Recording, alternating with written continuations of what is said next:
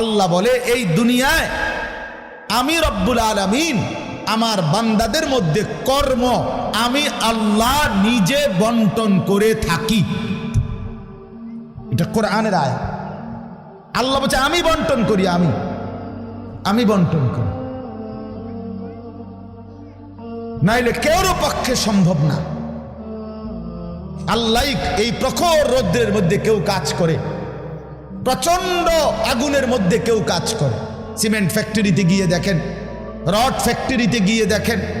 আমি একবার চুন ফ্যাক্টরিতে গেছি, চুন বানায় যে, ওইখানে দেখছি ছাতক সিলেট, এই যে মানুষে পানের লগে চুন খায় যে এডি, আল্লাহু আকবার, আমার কাছে মনে হচ্ছে এটা একটা জাহান্নামের টুকরা। আগুন কাকে বলে? এত তীব্র প্রখর আগুন। ওইখানে মনে করেন ওই বিল্ডিংটা আমার এখান থেকে মানে গরমের হাট লাগতেছে, আমি পারতেছি না আগাইতে, অথচ ওইখানে দাঁড়াইয়া দেখছি কর্মচারীরা বড় বড় লোহার আংটার মতো এগুলো দিয়ে দিয়া পাথর এগুলো লাড়তেছে আরামসে, হেতে কথাও কয়, তিড়েও লাড়ে, মানে অথচ আগুনটা কি আগুন, জাহান্নামের আগুনের মতো। কিন্তু তার ধৈর্য কুলাইল কেমন? আল্লাহ বলেন এটা আমি বন্টন করি, আমি এই দুনিয়ার কর্ম বন্টন করি, ফলে এই দুনিয়ার এই স্বাভাবিকতা ভারসাম্য টিকে আছে। আমরা আল্লাহর সাথে বেশি তুচ্ছ অবজ্ঞা করছি, আমরা জানি না আমাদের শেষ পরিণতি কি। ওমা কাদারুল্লাহ হাক্কা কদরি, আল্লাহ বলছে বান্দা তোমরা আমাকে যথোপযুক্ত কদর করলা না। ওয়াসসামাওয়াতু মাতবিয়াতুম বিয়ামিনি, আল্লাহ বলে জানো বান্দা আমি সেই আল্লাহ যে চাইলে এক সেকেন্ডে এই 7 আসমান একটা পলকের মধ্যে মিনিটের ভিতরে গুটাইয়া আমি আমার কুদরতি হাতে নিয়ে আসতে পারি। তুমি কোন নেতার উপরে ভরসা করে অহংকারী করছো? কিসের উপর? তোমার এই বিল্ডিং না, তোমার এই টাইলস, তোমার এই 5 তারার ফাইলিং, তোমার এই ইঞ্জিনিয়ারের নিশ্চয়তা, আপনার এই সয়েল টেস্ট রিপোর্ট, এটার উপরে ভরসা করে আপনি অহংকার করছেন না? স্বামী বিদেশ, এ কারণে মা বোন বাজারে ঘুরছেন না? বাস্তবাদের ছেলেরা, তোমাদের বাবা কিছু টাকা রোজগার করছে, এই কারণে জিন্দিগি এভাবে ফেলে দিলা। এক ওয়াক্ত নামাজ পড়তে মন চায় না, তাহলে আল্লাহ লাগবে না বন্ধু? না, মালিক লাগবে না? সোজা কথা, অনুভূতি জাগা দরকার দোস্ত, বিবেক জাগা দরকার। বলেন সারা দিনে মোবাইল টিপে জিন্দিগির কি অর্জন হচ্ছে? জীবনটা আমাদেরকে কি পরিমাণ হায়াতের সময় আমাদের নিচ্ছে। আহা যুবক, যদি বুঝতেই হবে বাপ, ও চিরেই বুঝবেন, ও চিরেই বুঝবেন। এই প্রযুক্তি আগে ছিল না, আগামী দিনে থাকবে না। ফেসবুক থাকবে না, ইউটিউব থাকবে, যেহেতু আগে ছিল না, সামনেও থাকবে না। কত প্রযুক্তি তো নাই। ফিতাওয়ালা সেই ক্যাসেট এখন নাই। তখন কি ফিতাওয়ালা ক্যাসেটওয়ালারা ভবিষ্যৎবাণী করছিল যে এটা আর থাকবে না? পাতলা পাতলা যে সিডি, এগুলো তো এখন নাই। তখন কি ওই সিডিওয়ালারা ভবিষ্যৎবাণী করছিল যে এগুলো থাকবে না? এটাও থাকবে। ওয়াখলুকুকুম মা লা তা'লামুন, কোরআনুল কারীমে আছে আল্লাহ তাআলা বলেন ওয়াল খাইলা ওয়াল বিগালা ওয়াল হামিরা লিতারকাবুহা ওয়া জিনা, আমি আল্লাহ তাআলা গাধা, ঘোড়া, খচ্চর তোমাদের যানবাহনের জন্য দিয়েছি। মজার কথা হলো এরপরে আল্লাহ বলছে এরপরে আমি অচিরেই সামনে আরো অনেক কিছু বানাবো, সৃষ্টি করতে থাকবো যা তোমরা জানো না। মুফাসসিরিনে কেরাম বলে এই কথাটাই প্রমাণ করে কোরআনের যে পৃথিবীর কোনো আধুনিকতাই এখানে শেষ হবে না, এর চাইতে আবার আগে বাড়বে, আরো সামনে হবে। বুঝেন নাই কথাটা? আধুনিকতা এখানে শেষ, এখানে শেষ, বরঞ্চ ইসরাফিলের ফু পর্যন্ত উৎকর্ষ আধুনিকতা বাড়বে। আরো আসবে, আরো আসবে, আরো আসবে। আর কি হইতে পারে আপনি দেখবেন। আমার তো মনে আছে প্রথম যেদিন আমারে প্রথম 2-4 বার শুনাইছিল যে মোবাইলের মধ্যে ছবি দেখা যায় বিদেশ থেকে কথা কইলে, যিনি কথা কইতেছে, আমি হাসি দিয়ে উড়ে দূর বেটা বেউকুফ বেটা, কি কস না কস। কিন্তু পরে দেখলাম এটা একটা ডাইলবাগ। এখন তো এটা কোলের বাচ্চাও বোঝে তার আব্বুর ছবি দেখা যাইতেছে বিদেশ থেকে, ঠিক কি না বলে? এটা কি কেউ ভাবছিল তখন? ওয়াখলুকুকুম, আল্লাহ তাআলা বলেন তাদের জন্য সৃষ্টি করব, ও চিরেই করতে থাকবো। মোজারের সিগা, যেটা ইস্তেমরার বুঝায়, ধারাবাহিকতা বুঝায়। মা লা তা'লামুন, যা তোমরা জানো না আমি তৈরি করব। ওয়াল্লাহু ইয়ালামু আনতুম লা তা'লামুন, আল্লাহ বলে আমি জানি তোমরা জানো না। তোমরা জানো মানুষের কোনো আবিষ্কার, এটা মানুষের সত্তাগত আবিষ্কার নয়, বরং আল্লাহর ফয়সালা। এই জন্য আল্লাহ তাআলা যাকে দিয়ে যা করাবেন দুনিয়ায় তা আল্লাহই করাচ্ছেন। কসম খোদার, এটাই সত্য। এই বন্ধু বিশ্বাস করো, এটাই সত্য। এজন্য যে ট্রাক বানাইতে পারছে সে মোবাইল বানাইতে পারবে না। বলে তুমি এত বড় ট্রাকের মতো একটা এত বড় যন্ত্র মেশিন বানাইছো, একটা গাড়ি বানাইতে পারলে তো এই ছোট্ট মোবাইলটা তুমি বানাইতে পারতা না? সে পারবে না। আল্লাহ তাআলার কুদরত এটা। কোরআনে আল্লাহ বলছেন নাহনু কাসামনা বাইনাহুম মাঈশাতাহুম ফিল হায়াতিদ দুনিয়া। আল্লাহ বলে এই দুনিয়ায় আমি রব্বুল আলামিন আমার বান্দাদের মধ্যে কর্ম আমি আল্লাহ নিজে বন্টন করে থাকি। এটা কোরআনের আয়াত। আল্লাহ বলছে আমি বন্টন করি, আমি বন্টন করি, নাইলে কেউর পক্ষে সম্ভব না। আল্লাহ এই প্রখর রোদ্রের মধ্যে কেউ কাজ করে, প্রচন্ড আগুনের মধ্যে কেউ কাজ করে। সিমেন্ট ফ্যাক্টরিতে গিয়ে দেখেন, রড ফ্যাক্টরিতে গিয়ে দেখেন। আমি একবার চুন ফ্যাক্টরিতে গেছি, চুন বানায় যে, ওইখানে দেখছি ছাতক সিলেট, এই যে মানুষে পানের লগে চুন খায় যে, এটি আল্লাহু আকবার, আমার কাছে মনে হচ্ছে এটা জাহান্নামের টুকরা। আগুন কাকে বলে? এত তীব্র প্রখর আগুন।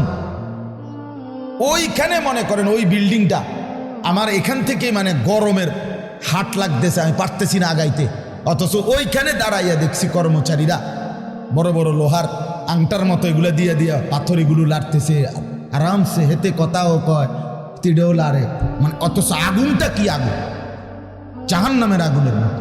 কিন্তু তার ধৈর্য কুলাইলো কেমন? আল্লাহ বলেন এটা আমি বন্টন করি, আমি এই দুনিয়ার কর্ম বন্টন করি, ফলে এই দুনিয়ার এই স্বাভাবিকতা ভারসাম্য টিকে আছে। ওয়াজআলুকুম খুলাফা আল আরদ, বন্ধু আল্লাহ বলছেন আমি আল্লাহ আমার জমিনের মধ্যে তোমাদেরকে আমার প্রতিনিধি হিসাবে বসবাসের ব্যবস্থা করছি, এটা আমি করছি। আপনি শুধু একটা বার বলেন, একটা লোক এখানে এই যারা মনোযোগ দিয়ে শুনতেছেন, আপনি বলেন একজন চেয়ারম্যানকে বলুক, এই চেয়ারম্যান সাহেবরা এনে বসাইয়া, মনে করেন একটা ইউনিয়ন যে আপনার এখানে মোট 4000 ভোটারের ভোটে আপনি নির্বাচিত হয়েছেন, ধরে নিলাম এই 4000 ভোটারের মধ্যে এই ইউনিয়নে মানুষের প্রয়োজনীয় যে কাজগুলো এগুলো আপনি বন্টন করে দিবেন। আপনি যেহেতু জনপ্রতিনিধি, আপনি ভাগ করে দিবেন, রিক্সা চালাইব কয়জন, অটো চালাবে কয়জন, জুতা সেলাই করব কয়জন, চুল কাটবে কয়জন, তরি তরকারি করবে কয়জন, টয়লেট বাথরুম সাফ করবে কেটা কেটা, এটি আপনি লিখে দিবেন। চেয়ারম্যানের বাপ না, চেয়ারম্যানের 14 গোষ্ঠী পারবে এটা মিলাইতে? কথা বলেন না, পারবে এগুলো বন্টন করে দিতে? যারে প্রথম বলবো যে তুমি রিক্সাটা চালাইবা, তে কব কি আমি কি ভোট অর্ধেক নিয়ে দিছি, আপনি প্রথম রিক্সাটাই আমারে দিলেন, আপনি কি কমপক্ষে প্রাইভেট কার্ডটাও দেখলেন না? বলবে কি না বলেন না? সম্ভব? এটা সম্ভব। সুবহানাল্লাহ। নাহনু কাসামনা বাইনাহুম মাঈশাতাহুম ফিল হায়াতিদ দুনিয়া। রব্বুল আলামিন বলেন দুনিয়ার হায়াতে আমার প্রতিটা বান্দার কর্মের বন্টন আমি করে থাকি। ওয়ারাফা'না বা'দাহুম ফাওকা বা'দিন। এরপরে আজীব কথা আল্লাহ বলেন, আমি রব্বুল আলামিন আমার বান্দাদের মধ্যে এই দুনিয়ায় একদল আরেক দল, একজন আরেকজনের উপরে মর্যাদাবান করে থাকি। ফলে লিয়াত্তাখিযা বা'দুহুম বা'দান সুখরিয়া, ফলে আমার বান্দারা একে অপর থেকে নিজেদের প্রয়োজনীয় কাজগুলো আদায় করতে পারে। সুবহানাল্লাহ। আল্লাহ বলেন, আমি মাথায় ঢুকাইছি, তুই রিক্সা চালা, এই প্যাসেঞ্জার তোর সিটের উপরে বসে, সে বসে থাকবে, তুই চালাবি। আল্লাহ বলেন, এটা এই যে একজন দুইজনই মানুষ, এটাও মানুষ ওইটাও মানুষ। এই লোকটা প্রতিটা প্যাডেল মানে রিক্সা ঘুরাচ্ছে, তার ঘাম বাইয়া পড়তেছে, আত্মে বেটা জমিদারের মতো সে এয়াডার মধ্যে, ফোমের এয়াডার মধ্যে, সিটটার মধ্যে বইয়া মোবাইলে কথা কয়, ঠ্যাং দুইটা আলগি দিয়া, কিরে বেটা কি তারে। তা সে যদি বলতো, বেটা প্রয়োজনে ভিক্ষা করে খামু বেটা, তো তোরে এভাবে টাইম তার নাম বেটা, দুজন একটা যাবো বেটা। কথার কথা, কে তারে বুঝাবে তখন? কিন্তু আল্লাহ তাআলা বলেন, আমি আমার এই বান্দাদের মধ্যে বুঝাইছি, একজন ড্রাইভার, একজন প্যাসেঞ্জার, একজন বিক্রেতা, একজন ক্রেতা, একজন সারাটা দিন মেহনত। আহা বন্ধু, আমি তো অনেকবার, আমি ঢাকা যখন পড়ালেখা করছি, কত সময় তাকায় দেখছি এই যে গার্মেন্টস মিল ফ্যাক্টরির শ্রমিকরা, ছেলে মেয়েগুলো, কি পরিমাণ মানবেতর জিন্দিগি। তারা এই 8 ঘন্টা 10 ঘন্টা ওভার টাইম করে ডিউটি শেষ করে ছোট্ট ছোট্ট খুপড়ির মতো কোন রকম জিন্দিগির জীবনটা তারা কষ্ট করে চালায়। অল্প কয়টা টাকা বেতন পায়, বেতনটার জন্য কত সময় কত আন্দোলন করতে হয় তাদেরকে। এই সামান্য কয়টা টাকা দিয়ে তারা জীবনটা নির্বাহ করে বছরের পর বছর, অথচ তাদের সেই কষ্টের মেহনতের পরিশ্রমের পণ্যটা বিক্রি করে মালিক ও পক্ষ কোটি কোটি টাকার রাজপ্রাসাদে আলিশান বিত্ত বৈভবের মধ্যে উল্লাস করছে। আল্লাহ বলেন, বান্দা এই যে ব্যবধান, এটা আমি করছি, এটা আমার ফয়সালা, আমার ইচ্ছা। আমি যাকে মন চাই ধনী বানাই, আমি যাকে মন চাই গরিব বানাই, আমি যাকে মন চাই সম্পদের প্রাচুর্য বাড়িয়ে দেই, আমি যাকে মন চাই সম্পদ কমিয়ে দেই। আমার বান্দা, এটা তোমার দুনিয়াবি কোনো শিক্ষা, দুনিয়াবি কোনো যোগ্যতা, শারীরিক কোনো দক্ষতা, তোমার মেধার কোনো বিচক্ষণতা নয়, কসম আল্লাহর নয়। যুবক, প্রতারিত হইও না বন্ধু, প্রতারিত হইও না। তোমার মতো সুখী সচ্ছল ছিল, বাবার সম্পদ ছিল, চাকরি ছিল, বাবা বিদেশ ছিল, এরকম হাজারো সন্তান আজকে উদ্বাস্তু শরণার্থী শিবিরে, শরণার্থীর মতো মানবেতর জীবন ফিলিস্তিনে, রোহিঙ্গাতে, সিরিয়াতে, ইরাকে মুসলমানের লক্ষ কোটি সন্তান রোহিঙ্গার আরে শরণার্থী উদ্বাস্তু হিসাবে মানবেতর জীবন যাপন করছে। এদেরও ফ্যামিলি ছিল, এদেরও মা ছিল, এদেরও বাবা ছিল, এদেরও ব্যাংক ব্যালেন্স ছিল, এদেরও হাস্যোজ্জ্বল চেহারা ছিল। বরং আমাদের চাইতে আরবের মানুষের চেহারা লক্ষ কোটি গুণ বেশি সুন্দর। বন্ধু আমার, কি রঙে, আমার কথা শেষ, আমি বেশি আর বাড়াবো না। কি পাইয়া আজকে আমাদের সন্তানদের হালাত আমি বুঝি না। আরে বন্ধু, কি গুপ্তধন পাইয়া গেলা, কোন জমিদারি পাইয়া গেলা, যে জমিদারির কারণে আল্লাহকে এভাবে ভুলে গেলা? কারণটা কি?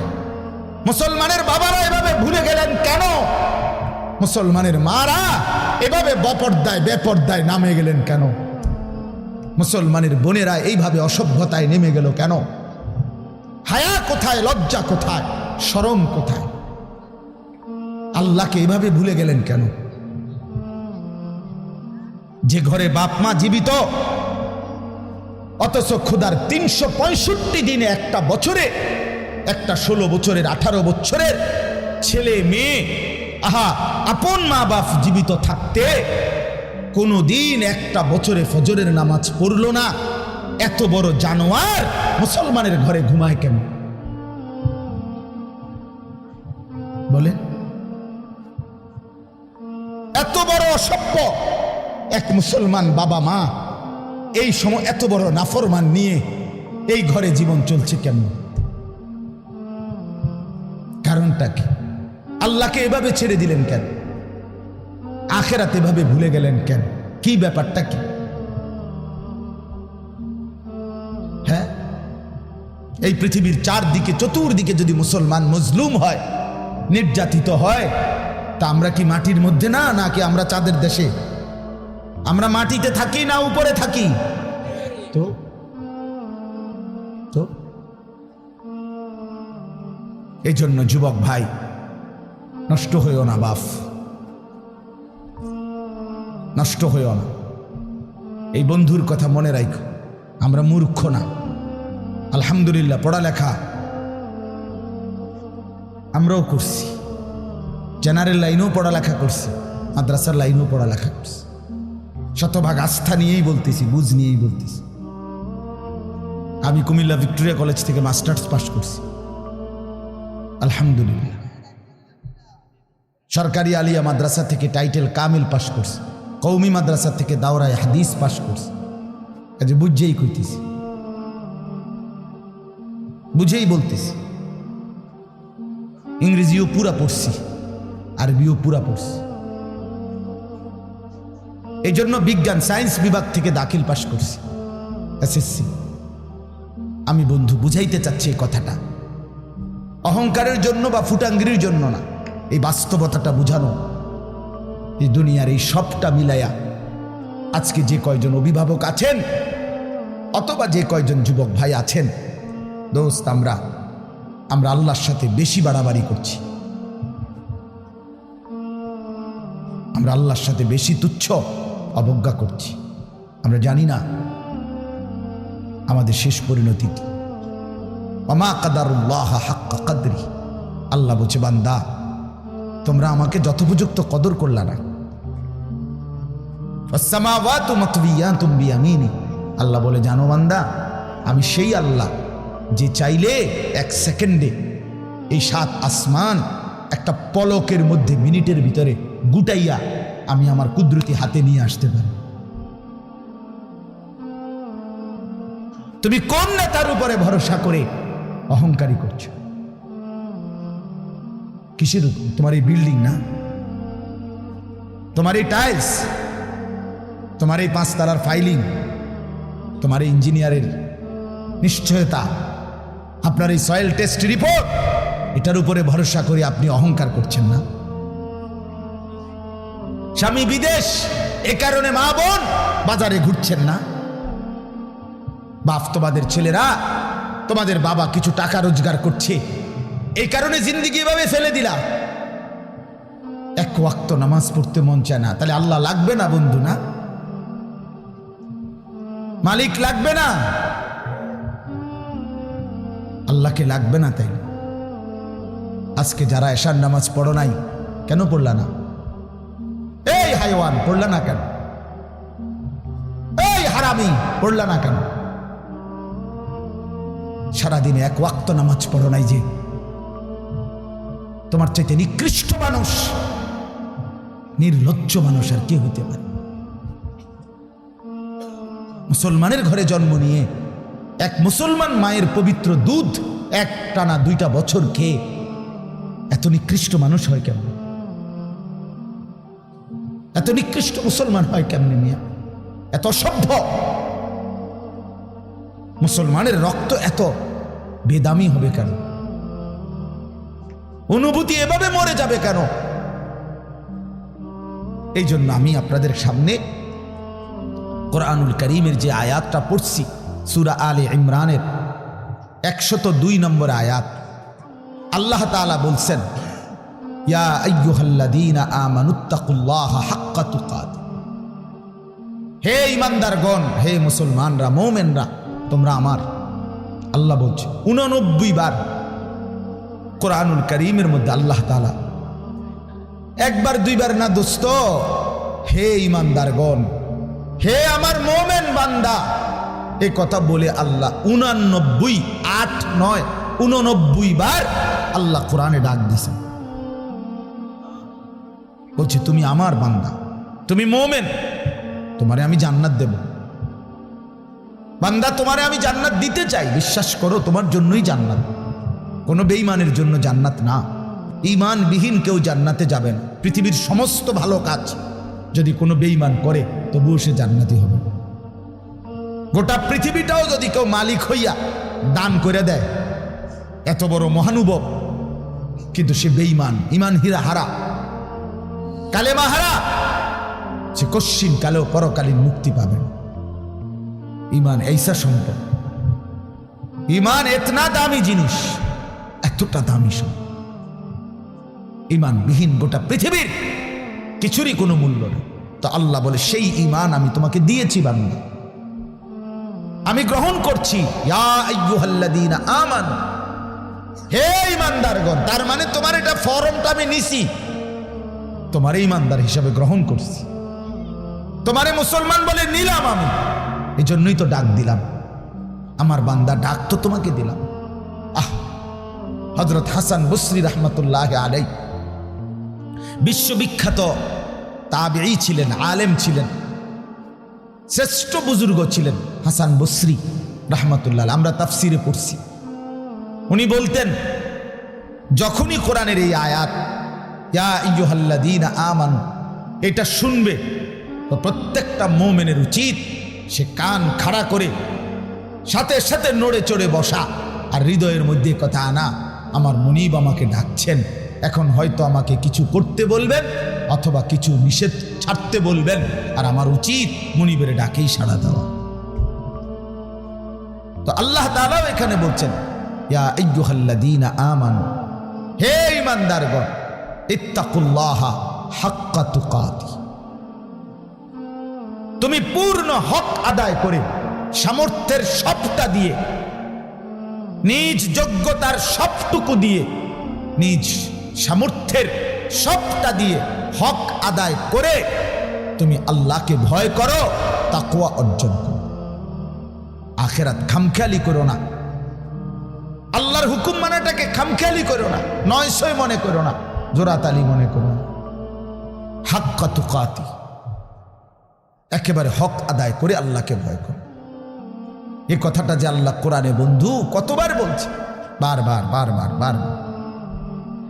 ইয়া আইয়ুহাল্লাযীনা আমানুত্তাকুল্লাহা ওয়া কুলু কাওলান সাদীদা, এই যে আল্লাহ বলছে ইয়া আইয়ুহাল্লাযীনা আমানুত্তাকুল্লাহা ওয়া কুনু মা'আস সাদিকিন, এই যে আল্লাহ বলছে ইয়া আইয়ুহাল্লাযীনা আমানুত্তাকুল্লাহা ওয়াল তানজুর নাফসুম মা কদ্দামাত লিগাদ ওয়াত্তাকুল্লাহ, এই যে আল্লাহ বলছে ইয়া আইয়ুহান নাসুত্তাকু রাব্বাকুম আল্লাযী খালাকাকুম মিন নাফসিন ওয়াহিদা, এই যে আল্লাহ বলছে ইয়া আইয়ুহান নাসুত্তাকু রাব্বাকুম ইন্না জালজালাতাস সাআতি শাইউন আযীম, এই যে আল্লাহ বলছেন বারবার বারবার বারবার।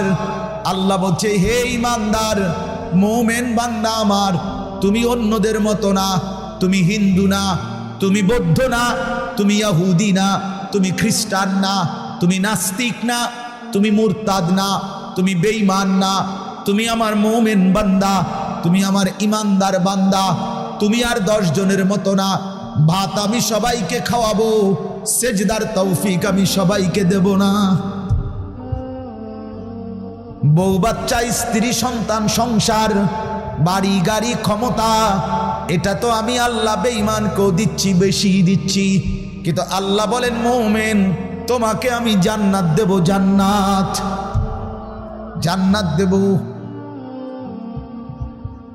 জান্নাত দেব।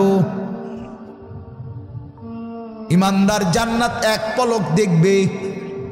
হাদিসের মধ্যে আছে আল্লাহর নবী সাল্লাল্লাহু আলাইহি ওয়াসাল্লাম বলেন পুরাটা হায়াত যেই বান্দা, যেই মুমিন দুঃখ কষ্ট আর যন্ত্রণায় কাটাইছে, কোনোদিন 1 সেকেন্ডের জন্য সুখ পায় নাই, কিন্তু 1 মুহূর্তের জন্য আল্লাহর নাফরমানি করে নাই, খোদার কসম আল্লাহর নবী বলেন বন্ধু হাসরের ময়দানে আল্লাহ তার সেই অনুগত বান্দাকে, হুকুম মাননেওয়ালা মুমিন যে কোনোদিন সুখ পায় নাই, দুনিয়ায় আনন্দ পায় নাই, দুঃখ আর যন্ত্রণা। আমার একজন নিকটাত্মীয় আছে, আমার এই হায়াতে আমার ঘনিষ্ঠ আপনজন,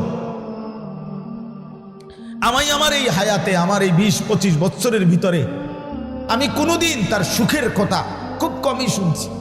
যখনই শুনছি উনি বিপদেই আছে, কোনো না বড় সড়ো মুসিবতে, একটার পর একটা তার বিপদ লেগেই আছে। বিপদ যেন তারে ছাড়ে না, মুসিবত যেন তার। আমি তার জন্য নিজে উমরা করছি, কত সময় কত দোয়া আমার সেই আপনজনের জন্য আমি করি, কিন্তু আমার কাছে মনে হয় আমার মালিকের ফয়সালা এটা যে মুসিবত তাকে ছাড়ে না, বিপদ তাকে ছাড়ে না। আল্লাহর নবী সাল্লাল্লাহু আলাইহি ওয়াসাল্লাম বলেন, এই প্রচন্ড মুসিবতের ভিতরেও আমার হুকুমটা মেনে যে আখিরাতে গেল, আল্লাহ তাআলা ফেরেশতাকে বলবে, আমার এই বান্দাকে জান্নাতের চারদিকটা একবার ঘুরাইয়া জান্নাতের দরজা বরাবর একটু দাঁড় করাইয়া আবার নিয়ে আসো। কসম আল্লাহর, এটা হাদিস। ওই জীবনভর দুঃখ কষ্টে আল্লাহর হুকুম মেনে গেছে, সেই লোকটাকে চারদিকে ঘুরাইয়া জান্নাতের দরজার কাছে 1 মিনিটের জন্য ফেরেশতা দাঁড় করাবে। জান্নাতের একটা মিষ্টি বাতাস 1 সেকেন্ডের জন্য তার কলিজাটার মধ্যে এসে লাগবে ভিতর থেকে। এইবার লোকটাকে আল্লাহ রসুল বলেন, আল্লাহর সামনে যখন আনা হবে, আল্লাহ তাআলা জিজ্ঞেস করবে, আমার বান্দা জীবনটা বুঝি দুঃখ আর কষ্টেই কাটাইছো না? কসম আল্লাহর হাদিসে আছে, ওই বান্দা বলবে, মাওলা বলেন কি মাওলা, জীবনে দুঃখ কি জিনিস আমি তো কখনোই দেখিনি। আল্লাহর কসম, রসুল বলছে, মুমিন ওই 1 সেকেন্ডের জান্নাতের বাতাস তার 70 বছরের দুঃখ ভুলায় দেয়, মুসিবত ভুলায়। এজন্য বন্ধু চালাক মনে করেন না, সিটার বাটপার যারা, হ্যাঁ আমনে চালাক, আমরা বেকুব, জি না, আমরা ভাত খাইয়া বড় হয়েছি। আমি বন ফানি চা দিয়া ভিজাইয়া খাইয়া বড় হয়েছি না। যুবক, তোমরা যারা নামাজ পড়ো না আর সারাদিন নারীর ছবি আর নর্তকীর নাচ গান আর এই ফালতু জিন্দিগি, সমবয়সীদের সাথে আড্ডার মাস্তানি আর এই সদর বদর, তুমি চালাক বেটা। হ্যাঁ, আমি বেওকুফ। কেন বেওকুফ হবো আমি? তুমি যা খাইয়া বড় হইছ, আমি তো তা খাইয়েই বড় হইছি। এই মাটি আলো বাতাসে যদি তুমি বড় হও, তো আমি কি মাটির তলে বড় হইছি? বুঝবো না কেন? বুঝি না কেন? কি বেশি বুঝ জ্বালাইছো তুমি? আপনারা যারা সুদ খান, ঘুষ খান, হারাম খান, আপনাদের যাদের অবৈধ উপার্জন, আপনাদের যাদের স্ত্রী বেপর্দা, আপনাদের যাদের মেয়ে বেপর্দা, আপনাদের যাদের ঘরে রঙিন টেলিভিশনে নাচ গান নর্তকীর ছবি সারা বছরের পর বছর চলে, আপনারা মোটেই চালাক না, আপনারা বেওকুফ, আপনাদের ফ্যামিলিও বেওকুফ। মিয়া আহাম্মক, মিয়া আপনি ধরা খাইছেন, মিয়া আপনি হেরে গেছেন, মিয়া হেরে গেছেন, জীবনের কাছে হেরে গেছেন, আখিরাতের সামনে হেরে গেছেন, কবরের সামনে হেরে গেছেন। আপনি সামান্য দুনিয়ার লেগা, অথচ এই দুনিয়া নেককাররাও ভোগ করে কিনা বলেন না কেন? নামাজ চললে ফাঙ্গাস মাছের যে স্বাদ, বেনামাজিরও এই স্বাদ।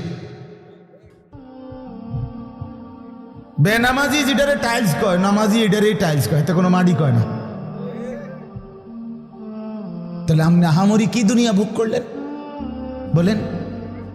কি জন্য আখিরাত ছেড়ে দিলেন? আল্লাহ আমাদেরকে বুঝার তৌফিক দান করে। অতএব বাপ, আমার কথা একটু শক্ত, পরে মনে মনে কইবেন যে এরকম 2-1 থায়ে হুজুরদের মধ্যে কিছু থাকে, কি করবে? কিছু শক্ত হুজুর থাকতেই পারে না, বেজাল্লা হুজুর ধরেন না। আমি এই কিছু বাকি আমি দিল জাগাইতে চাই, খোদার কসম, দুশ্মনী নিয়ে বলি নাই। কি ভাই, কারোর সাথে কোনো দুশ্মনী ছিল কি? কোনো ঝগড়ার কারণে বলা হইতেছে? এটা কি মারামারি? কি জামা বইটা লাইছিল, আজ যা সুরেলাম তোরে বেটা ফাইছি, বাতিজার তোরে আজকে ফাইছি, মাইকো ফাইছি সুবিধা মতো, আজকে কই না। ব্যাপারটা তো এটা না দোস্ত। আমার বাপ, আমার পর্দার আড়ালের মা বোন, আপনাকে জাগাইতে চাই। মা, কেন বেপর্দার জিন্দিগি?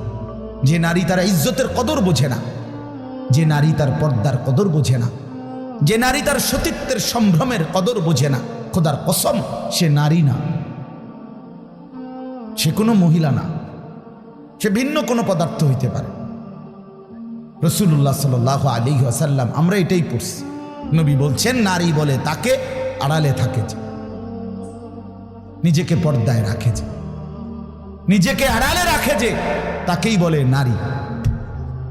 এজন্য যে বেপর্দা, বেহায়া, নির্লজ্জা, বেশরম, এটা কোনো নারী না, অন্য কোনো পদার্থ, অন্য কিছু। বলে তো কিতা এটা হেবুডি ডাক্তার দেয়া, ডাক্তারই তো একটা রিপোর্ট দিব, ওটা পরীক্ষা নিরীক্ষা করে চাইব কিতা এটা,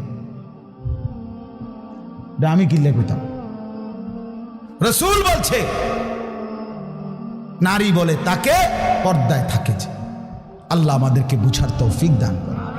অতএব এটাই কথা আমার, রমজান সামনে, আমাদের জীবনের সুযোগ নিজেকে বদলানো, নিজেকে পরিবর্তন করার, জীবনটা গঠন করার। এজন্য আমি এই আয়াত পড়ছি।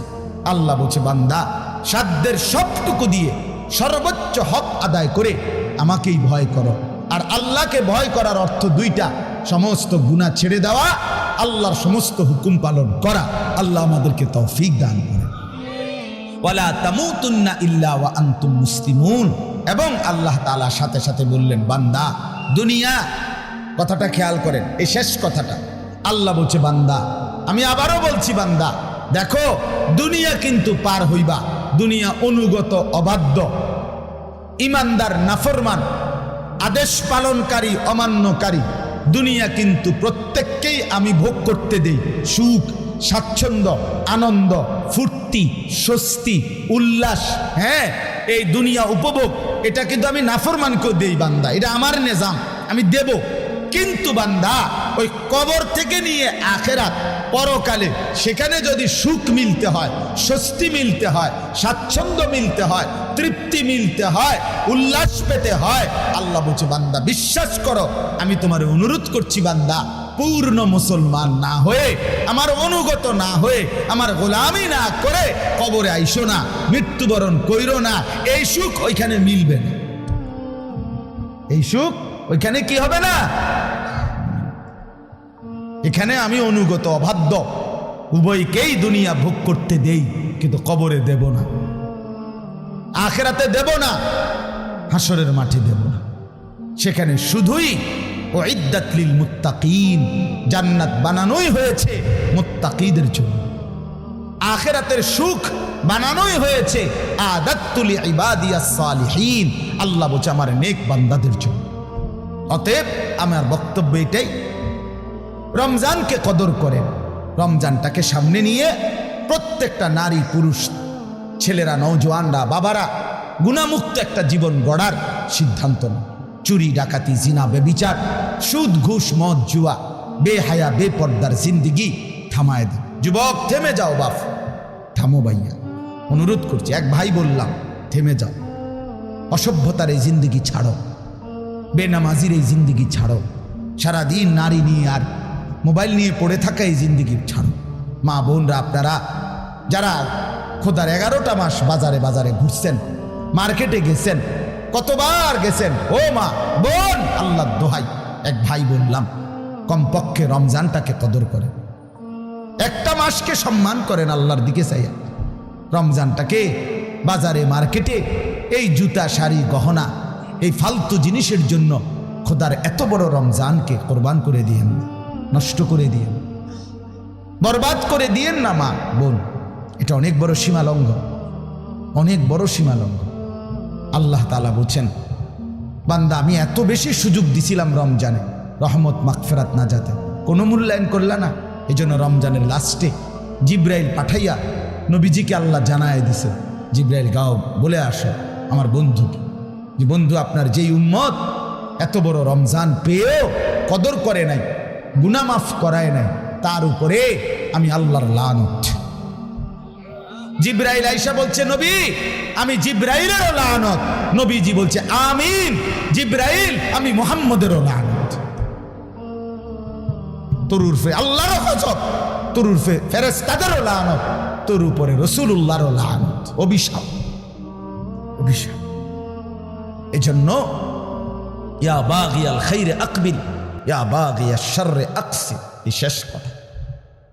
নবী সাল্লাল্লাহু আলাইহি সাল্লাম বলে রমজানের রাতে প্রত্যেক দিন, সারাদিন রমজানে ফেরেশতা ডাকে, হে নেক কাজের আগ্রহীরা এগিয়ে আসো, হে গুনাহের কাজের আগ্রহীরা এবার তো থামো, এটা থামো। এটা রমজান, এটা রমজান যুবক, এটা রমজান। মোবাইলটা আর খুলল না, নারীর ছবি আর দেখো না, বেনামাজি জিন্দিগি আর রাইখো না। আমরা প্রত্যেকে নিয়ত করি ইনশাআল্লাহ, বলেন ইনশাআল্লাহ। আল্লাহ তাআলা তৌফিক দান করেন। আমার বাপ, আর 5টা মিনিট আমার একটু কথা আপনাদের কাছে আমার মেহেরবানি করে অনুরোধ। আমি ব্যক্তিগতভাবে খুব লম্বা সময় বলতে পারবো না, কিন্তু আপনাদের কাছে আমার অনুরোধ, এই দেবিদ্দার দারুল উলুম মাদ্রাসা অনেক প্রাচীন, হযরত মাওলানা আবু তাহের সাহেব, উনি আমাদের অনেক মুরব্বী, অনেক মুরব্বী। মূলত ওনার সম্মান জানাইতে গিয়েই আলহামদুলিল্লাহ আমি চেষ্টা করি এই মাহফিলটাতে আসতে। ওনার ছেলে বশির, সে আমারে অনেক মহব্বত করে, অনেক মহব্বত। এই জন্য সব মিলায়া আন্তরিকতার কারণেই চেষ্টা করছি আসতে। আপনাদের কাছে অনুরোধ, এই মাদ্রাসাটা সবচেয়ে প্রাচীন দেবিদ্দারের পুরাতন মাদ্রাসাগুলোর মধ্যে এটা একটা। আমাদের মাসিকারা মাদ্রাসা, আমাদের রামপুর মাদ্রাসা, এগুলো যেরকম প্রাচীন মাদ্রাসা, এটাও আলহামদুলিল্লাহ অনেক প্রাচীন একটা মাদ্রাসা। একটা মাদ্রাসার অনেক জরুরত, অনেক প্রয়োজন।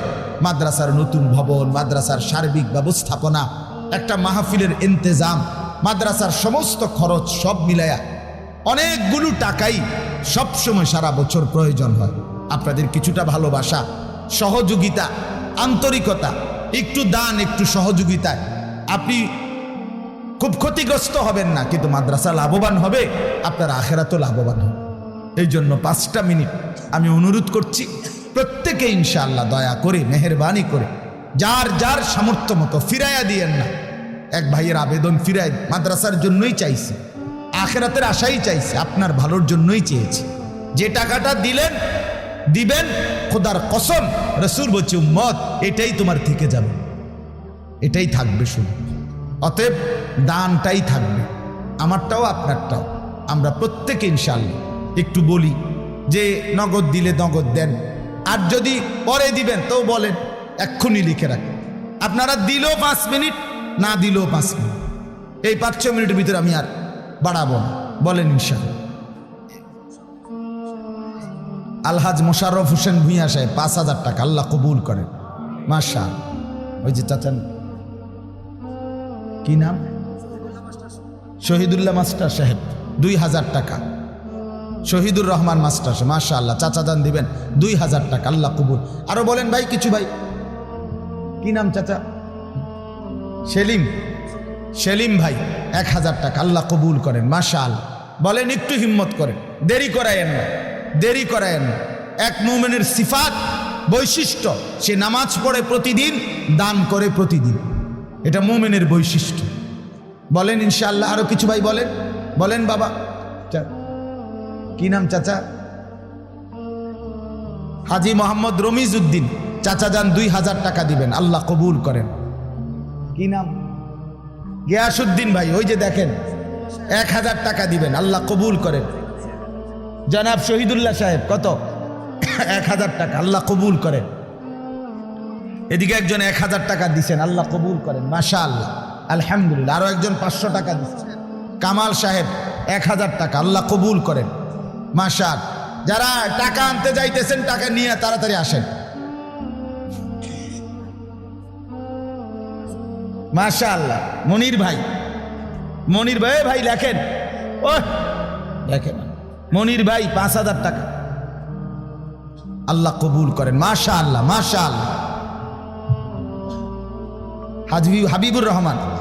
হাবিবুর রহমান চাচা দান দিচ্ছেন 500 টাকা, আল্লাহ কবুল করেন। আর কেউ দেন? নওজোয়ান ভাই তোমরাও দাও, ভাই 100 টাকাই দাও, 200 টাকাই দাও, 1,000 টাকাই দাও, 500 টাকাই দাও, নিজের ভালোর জন্য দাও। দান করলে ইবাদতের তৌফিক হয়, দান করলে নিজের ভিতরে আমলের জজবা আসে, আখিরাতের প্রেরণা আসে, আল্লাহ তৌফিক দান করেন। শিপন ভাই 1,000 টাকা, আল্লাহ কবুল করেন, মাশাআল্লাহ। আর কেউ বলেন ইনশাআল্লাহ, একটু জলদি বলেন। রবিউল ভাই 1,000 টাকা, আল্লাহ কবুল করেন। হ্যাঁ, নাইম ভাই 2,000 টাকা দিবেন, আল্লাহ কবুল করেন, মাশাআল্লাহ। আরো একজন দিছেন 500 টাকা, মাশাআল্লাহ। আল্লাহ আপনি বরকত দান করে। এই তো হইছে, অনেক দিছেন আপনারা, বলেন ইনশাআল্লাহ। আরেকটু বলেন, আরেকটু বলেন, বলেন ইনশাআল্লাহ। আও বাবা আও, মাশাআল্লাহ। ছোট বাচ্চার হাতে দিয়ে দান করানো এটা একটা মুবারক আমল, এটা মনে রাখেন। তো কি নাম বাবা? সাব্বির, তোমার নাম? বাবার নাম, মাশাআল্লাহ। আরো একজন দিছেন 1000 টাকা। আর সাব্বির কত দিছ? তোমার আব্বার পক্ষ থেকে 500 টাকা, এখানে 100 টাকা। আল্লাহ, কেন বাচ্চারা আপনার অন্যকে দিতে চায় কম, সে নিজেরটা কায়রা নিতে চায়। এই জন্য বাচ্চার হাতে যদি কেউ দান করায়, আস্তে আস্তে বাচ্চার হাত প্রশস্ত হয়, দানের হাত বাড়ে। বলেন ইনশাআল্লাহ। আর কেউ? আর কেউ? এমদাদুল্লাহ ভাই, মোহাম্মদ এমদাদুল্লাহ 1000, আল্লাহ কবুল করেন, মাশাআল্লাহ। আর কেউ? বলেন, বলেন ইনশাআল্লাহ, জলদি বলেন, বলেন মাশাআল্লাহ। 500 টাকা দিছেন, আল্লাহ কবুল করেন, আলহামদুলিল্লাহ। আরো দেন, আরো দেন, মাশাআল্লাহ। 2 জন ছাত্র ভাই যাও ভিতরে, আল্লাহর বান্দাদের হাতের কাছে যাও। মাদ্রাসার বড় সাব্বির, মিজানুর রহমান ভুইয়া 1000 টাকা, আল্লাহ কবুল করেন, মাশাআল্লাহ। মেহেরবানি করে আমার প্রিয় ভাই হযরত মাওলানা আওলাদ হুসাইন আপনাদের সামনে বয়ান করবে, অনেক চমৎকার বয়ান করবে, লম্বা বয়ান হবে ইনশাআল্লাহ। দয়া করে কেউ উঠেন না। নজরুল ভাই 500 টাকা, আল্লাহ কবুল করেন, মাশাআল্লাহ। আল্লাহ তাআলা ভরপুর বরকত দান করেন, মাশাআল্লাহ। নাম বলেন? 500 টাকা, আলহামদুলিল্লাহ। আল্লাহ সবাই। চাচা জি, চাচা কি নাম? জনাব তাহের পুলিশ, চাচা যান দিবেন কত? 2000 টাকা, আল্লাহ কবুল করেন, মাশাআল্লাহ। আর কোনো ভাই বলেন, বলেন ইনশাআল্লাহ। ছেলেদের কাছেও দেন, আল্লাহ বরকত দিবে। তালেবে ইলমের হাতে দিলেন তো আল্লাহ তাআলা বরকত দেবে ইনশাআল্লাহ। কি নাম? মোহাম্মদ করিম খন্দকার, 1000 টাকা, আল্লাহ কবুল করেন, মাশাআল্লাহ। আল্লাহ আপনি মাফ করে দেন, আল্লাহ তাআলা আপনাদের প্রত্যেকের দানে বরকত দান করেন। এই অল্প অল্প করেই মাদ্রাসা আগায়া যাবে। মাদ্রাসা কবুল করেন আল্লাহ তাআলা, মাদ্রাসার সমস্ত জরুরত পূরণ করেন। হযরত মাওলানা আবু তাহির সাহেবকে আল্লাহ তাআলা হযরতকে আরো হায়াতে তয়্যিবা আফিয়া দান করেন, আমিন। সুবহানাল্লাহি ওয়া বিহামদিহি, সুবহানাল্লাহ। কাজী মনিরুল হক 1000 টাকা, আল্লাহ কবুল করেন, আলহামদুলিল্লাহ।